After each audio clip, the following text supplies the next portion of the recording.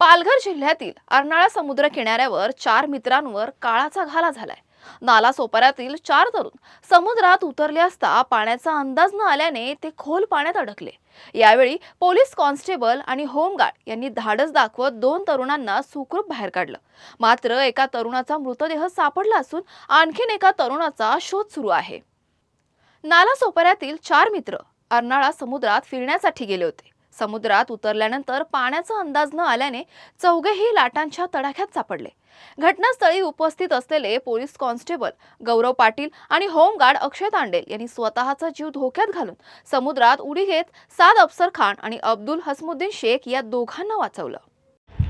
काल नालासोपारा वेस्ट या भागातून 4 मुलं फिरण्याच्या निमित्ताने समुद्रकिनारी आली होती अर्नाळा येथे।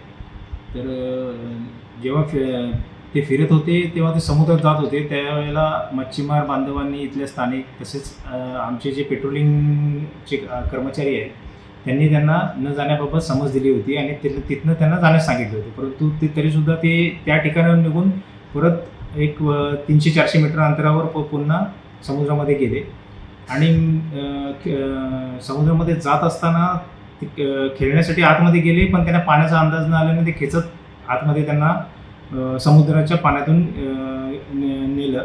परंतु त्यानंतर ते जी 2 पोरं आतमध्ये गेली त्यांना वाचवण्यासाठी दुसरी 2 पोरं पण जात होती। हे कळताच त्यांनी आरडाओरडा चालू केला आणि त्या दरम्यान आमचे पेट्रोलिंगचे जे कर्मचारी होते त्यांनी ते बघितलं आणि ते तात्काळ त्या ठिकाणी जाऊन त्यांनी जी 2 पोरं पाठी गेली होती त्यांना बाहेर काढलं आणि जी समुद्रात खोलवर गेली त्यांना ते काढण्यामध्ये अपयश आलं आपल्याला।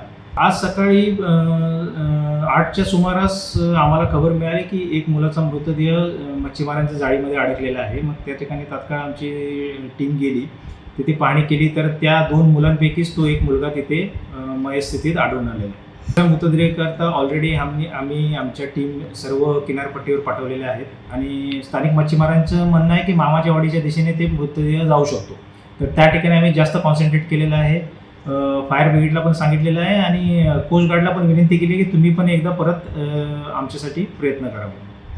मात्र अयान झाकीर मंडल याचा मृतदेह अर्नाळा किल्ल्याजवळ सापडला असून शोएब खान हा अद्याप बेपत्ता आहे। घटनेला 24 तास उलटूनही बेपत्ता तरुणाचा शोध लागला नाही। कोस्ट गार्डचे हेलिकॉप्टर, सर्फ रेस्क्यू क्लब, जीवरक्षक, अग्निशमन दल, पोलीस आणि स्थानिक मच्छीमार यांच्या मदतीने शोध मोहीम सुरू आहे।